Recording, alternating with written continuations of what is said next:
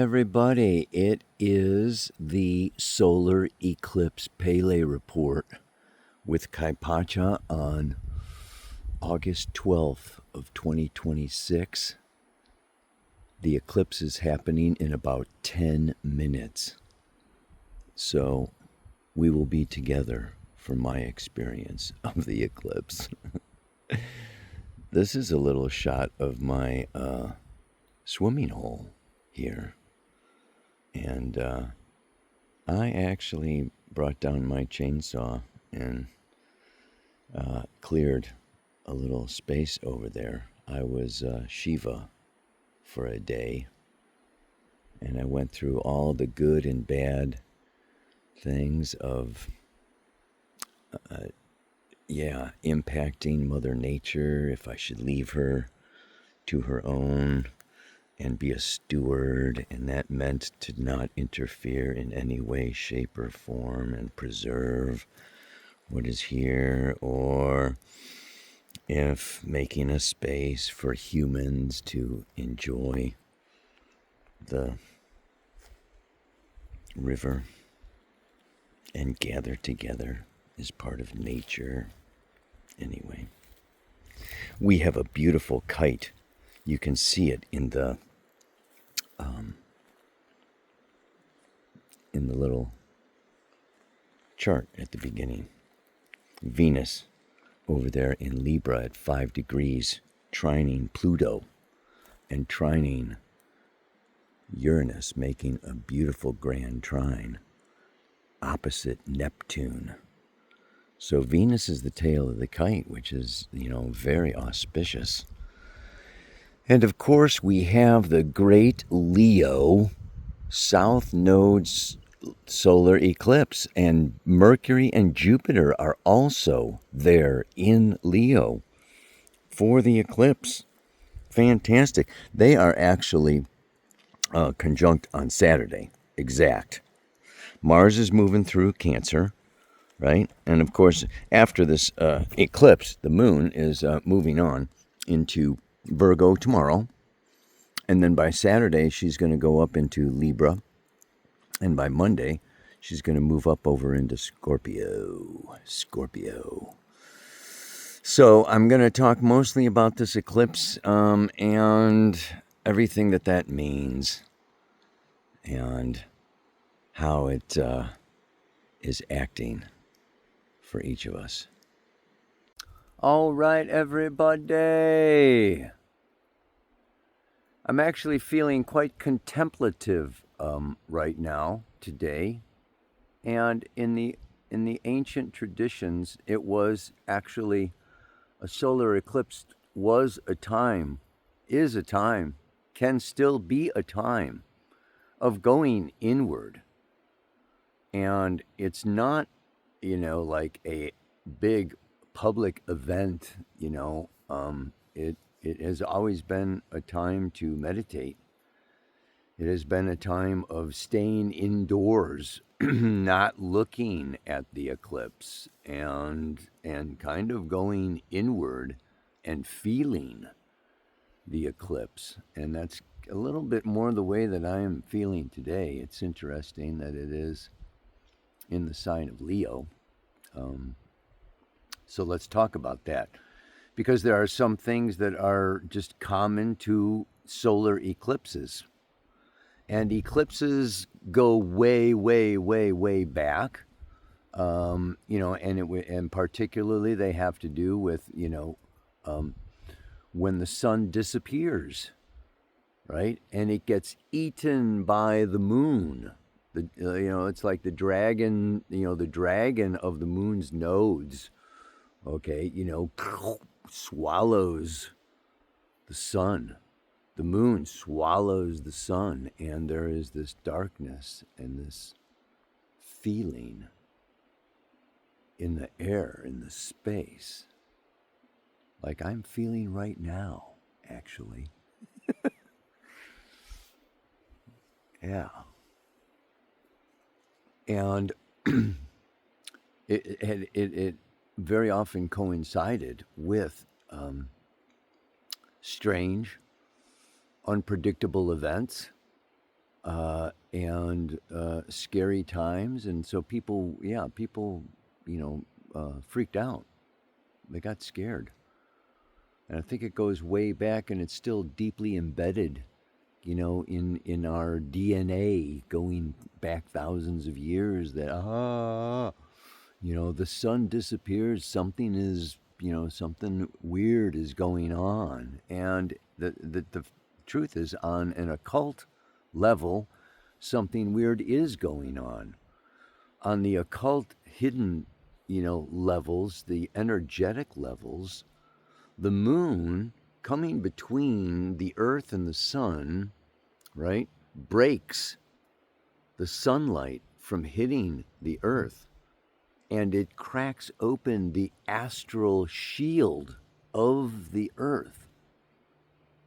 And energies from deep space, foreign energies, okay, from, extraterrestrial, other galaxies, whatever, can sneak in. And so it is this kind of, weird energy, new energy, strange energy, foreign energy. So you may be feeling just kind of, unsettling feelings, or uncertain feelings, or just like, what the heck is up and down and left and right kind of feelings can kind of come in with this eclipse. And they can be of a very positive, like enlightening, opening nature.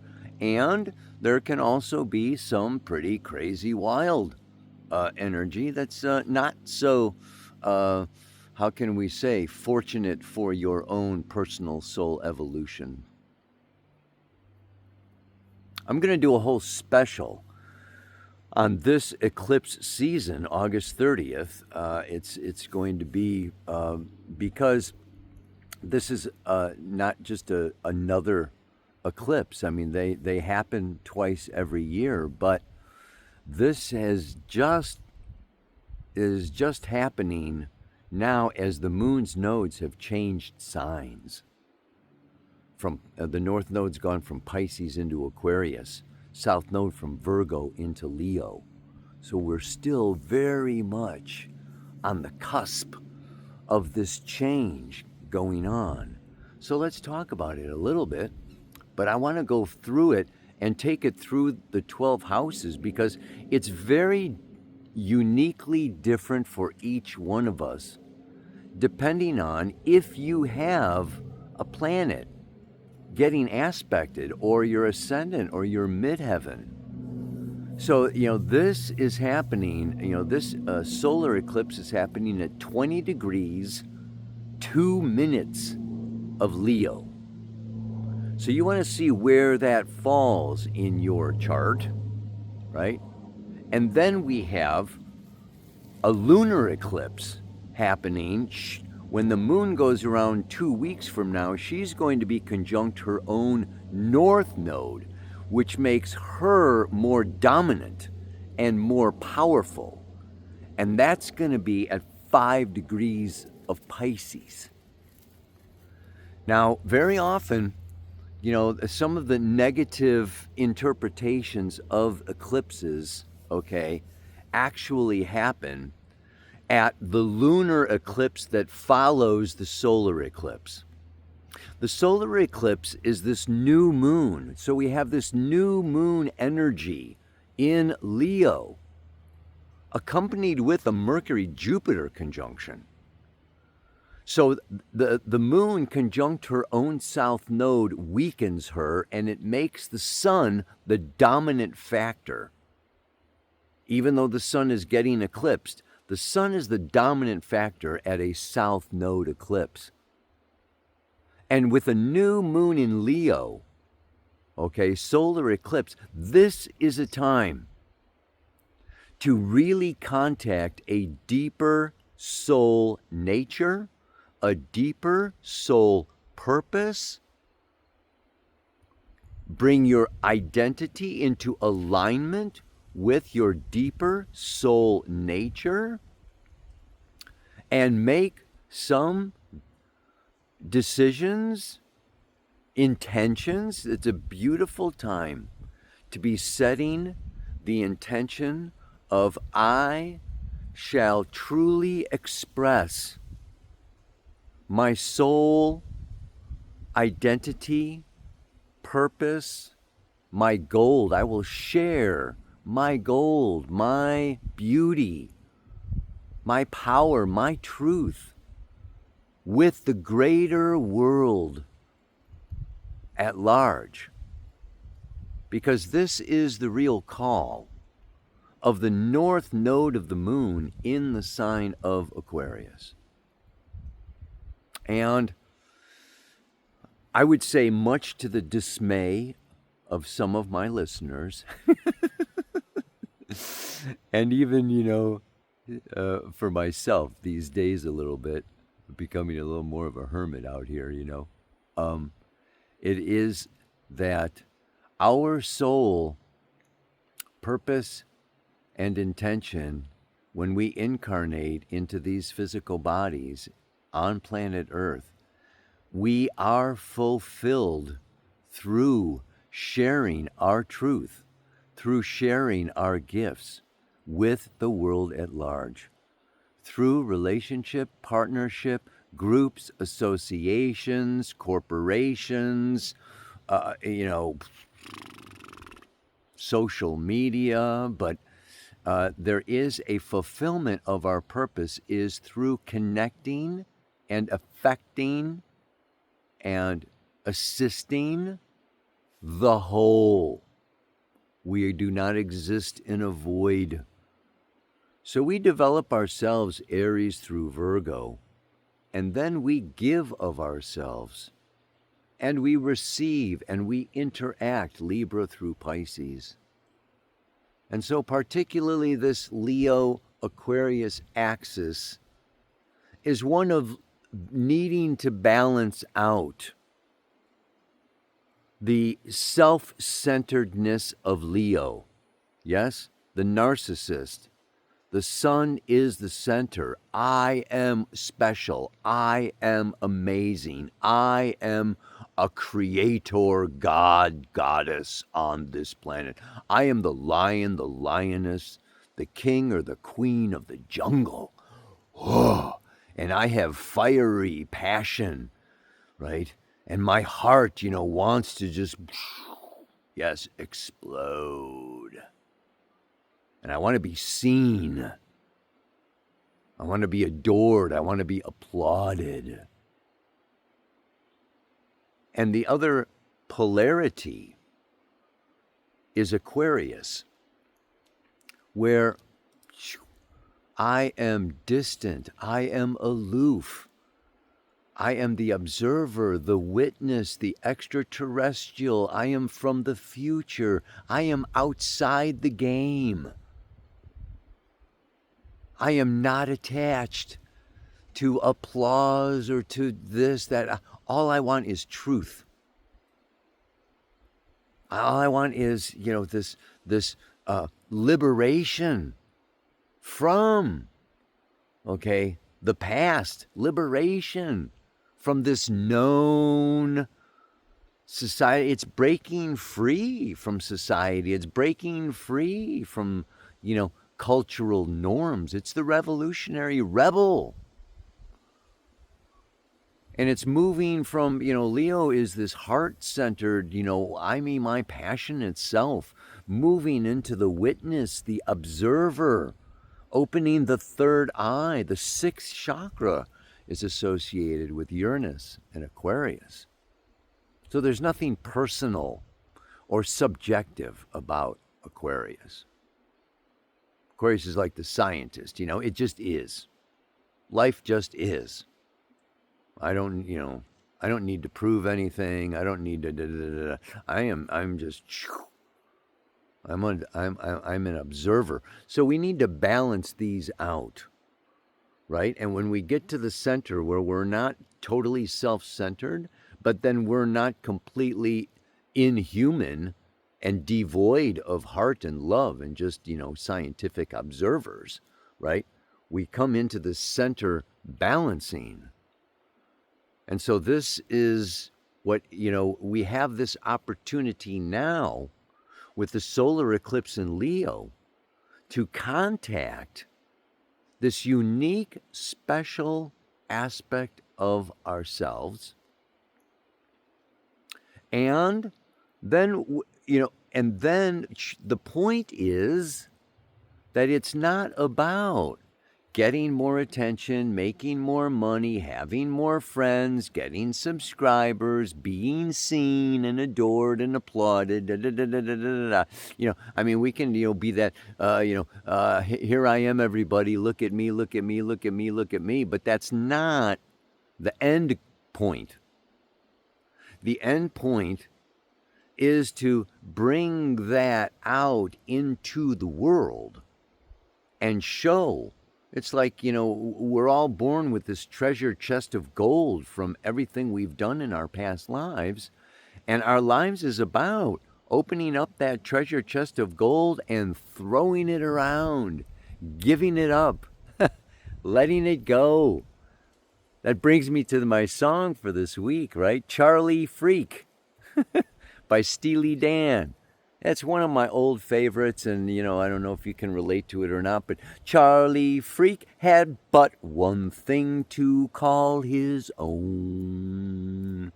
3-weight ounce gold precious, golden ring, no precious stone.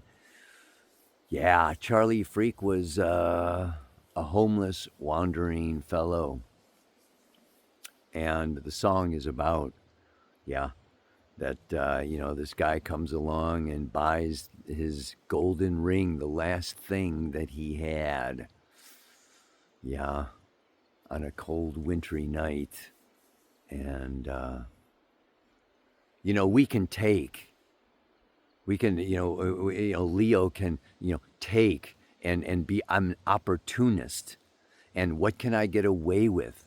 And how big can I be? And how much can I, really, especially with Jupiter. Yeah, Jupiter in Leo.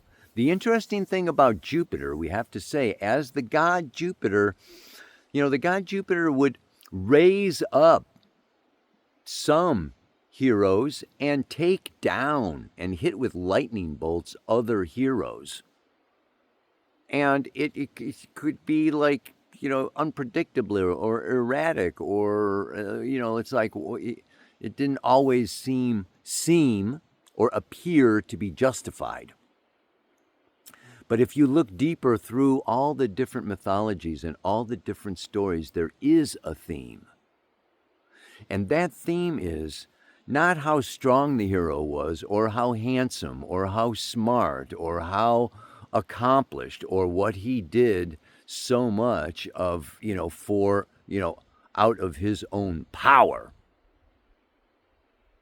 It was what he gave to society, what he gave to his community, what he gave to his village, or her, right? That, that was the reward was, and those were lifted who really gave something, donated something, contributed something to the greater good. So it's not how great we are. This Leo is about Tarzan or something, beating our own chest or something like, yeah, I'm so awesome. We can actually do that, and when we do that, it's actually the narcissist. And if we look at the narcissist, the psychology of the narcissist has no center core of being, which is what Leo is all about, is finding that center core of being. And that lack of core actually comes from either one of two things. It's an early environment where mom and dad they just praised the kid, no matter what they did. It was always great. They never did anything wrong. Anything bad that happened was somebody else's fault. Their little Sally or their little Johnny was just like, King Tut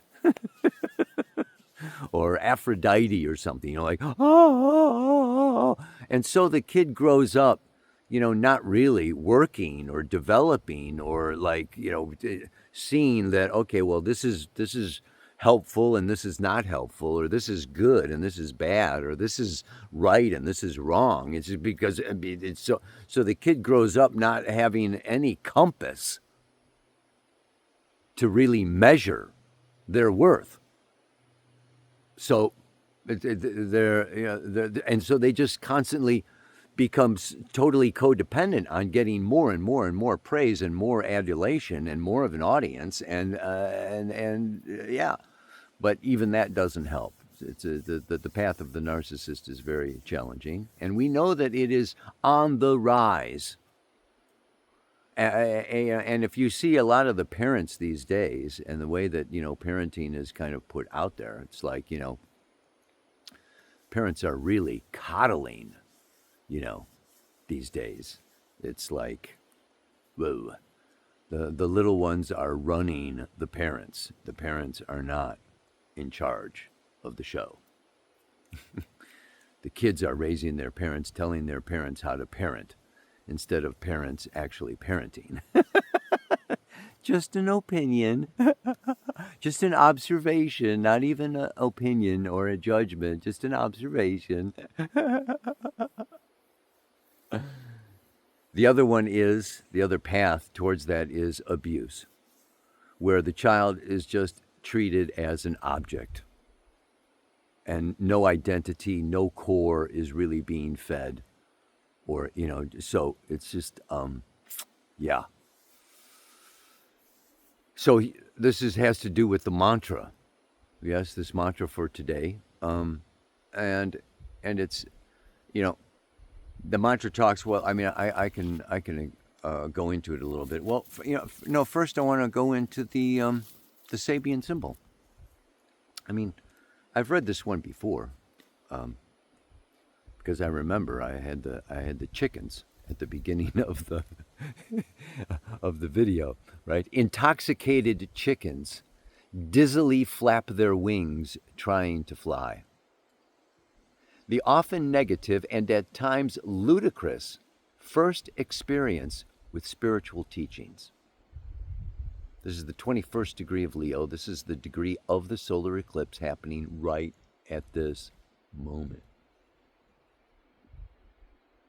In Near Eastern symbolism, wine, intoxication, and vineyards always refer to ecstatic experiences and to the contact with mystical or occult schools.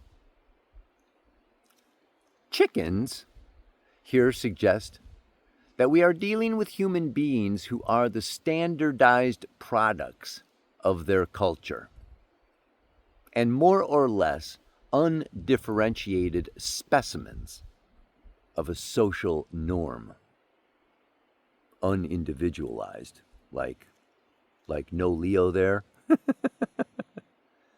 Brought accidentally or prematurely to mystical or occult experiences, they usually react to them in a highly confused and dizzy manner. What reacts in them is the ego, and the ego can never fly. In parentheses, experience spiritually transcendental realities in an effectual manner. Have to go above, beyond, outside the ego, transcend into spiritual realms, right? So, this symbol presents to us a picture of the unsatisfactory way many people today, especially young people, approach what purports to be spiritual reality. The food may be intoxicating, consciousness expanding, but the inner openings lack depth and constructiveness, whether or not they produce what appears to be wonderful feelings. One may speak here of the danger of, in bold capital letters, right, premature expansion of consciousness. It's funny because Leo rules games and play and recreation and love affairs and creative, it's just like, yeah, fun, party, blah, blah, yeah. But without that core, and this is the thing, it's like play is very important. We find ourselves through play. We find ourselves, Leo sees him or herself through their creations. We see ourselves through what we create. So if we're not creating anything, it can be very difficult to really see ourselves, except using other people as mirrors.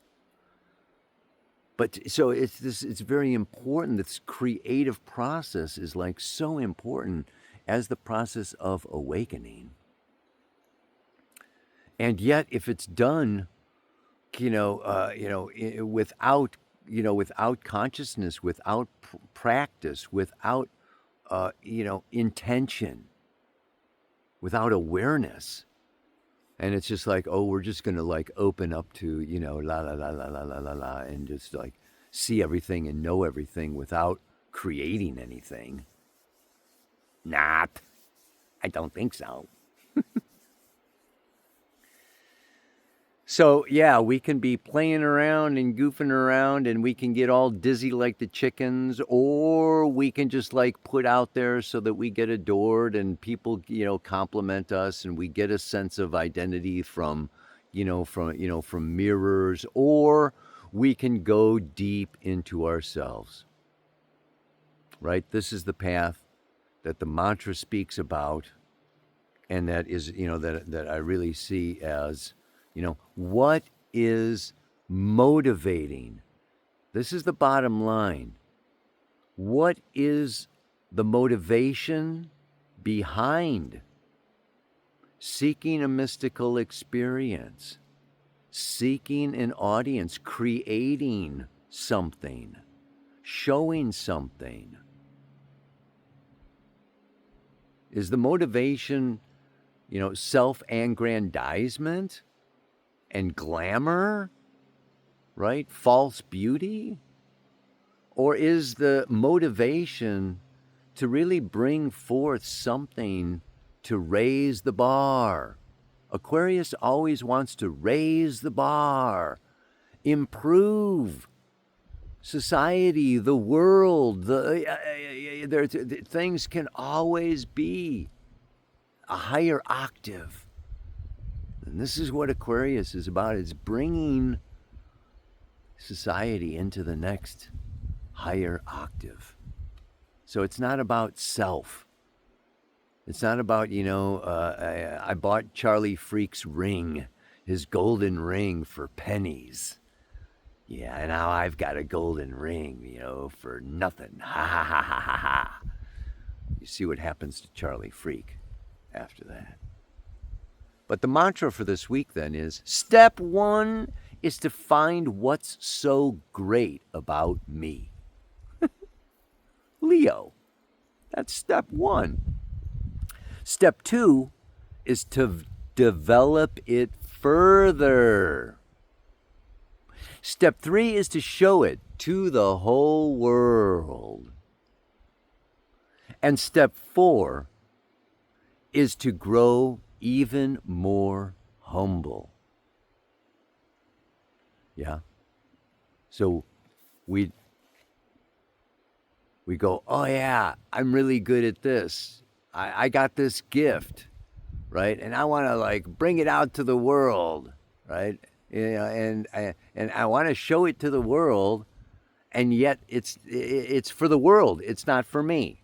right? It's, it's a selfless act of giving. This is Aquarius. This is without personal desire or personal involvement or personal. No, no, no, no. This is just like, hey, everybody, let's raise our consciousness and not be dizzy chickens.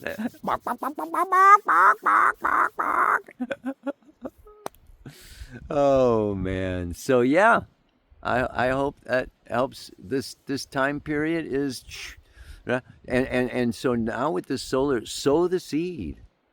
Like, yeah, I'd like to, build this business. I'd like to, have this baby. I'd like to, create this. I'd like to, and guess what? 2 weeks from now, that's when the bad shit can happen. Okay, that's when the past, okay, the subconscious lunar forces can come, our habits can come, and our routines and our and everything can take us off track of the seeds that we sow with this new moon. So let's take it step at a time. I'll be with you through this, through this cycle. I'm going to take it, like I say, it depends also on where it is in your chart, what planets are being aspected. A lot of astrologers don't even really pay that much attention to eclipses if they don't actually aspect very closely, a planet or a point in your chart. It's like, yeah, things can happen on a collective level, okay, but you may not really feel anything if it's not. I mean, this one happened. I have Mars at 20 degrees of Leo, so this is happening for my Mars like right now. And the lunar, right? This lunar eclipse, 5 degrees of Pisces. That's my black moon Lilith on my descendant. So I've got the sun crossing the ascendant, 5 degrees Virgo, with the full moon on the descendant. I don't know what's coming. Oh. But yeah, I have Mars in the 12th house, so this solar eclipse is happening in my 12th house conjunct Mars. So for me, it's going to be blah, blah, blah, blah, blah, blah. You may have, okay, the moon at 20 degrees Leo in the 8th house. So this solar eclipse for you is going to be blah, blah, blah, blah, blah, blah, blah, blah. So that's what this webinar is going to be about. I'm doing it for my school. I've got a school, if you don't know, with like 300 students learning the teachings of evolutionary and shamanic astrology, new paradigm astrology, yeah. You can just check out the webinar on the 30th if you want, or join the school and check out the whole library and the chats and all the stuff going on every Sunday and whatever, that I've got happening there. But there's just so much power in astrology, so much truth in astrology. Astrology is ruled by Aquarius. It's the big picture. It's universal truth. It's not subjective. It's observation and correlation. It's an art and science. Art, science put together. Wow. Nothing like astrology. Well, you know that, or you wouldn't be watching the Pele Report. Okay. Enough. One more time. Here we go, yeah? Step 1 is to find what's so great about me. Step 2 is to show it to the world. No. Step 1 is to find what's so great about me. Step 2 is to develop it further. Step 3 is to show it to the world. Step 4 is to grow even more humble. May you be humble in your greatness. Namaste, aloha, so much love. Ow!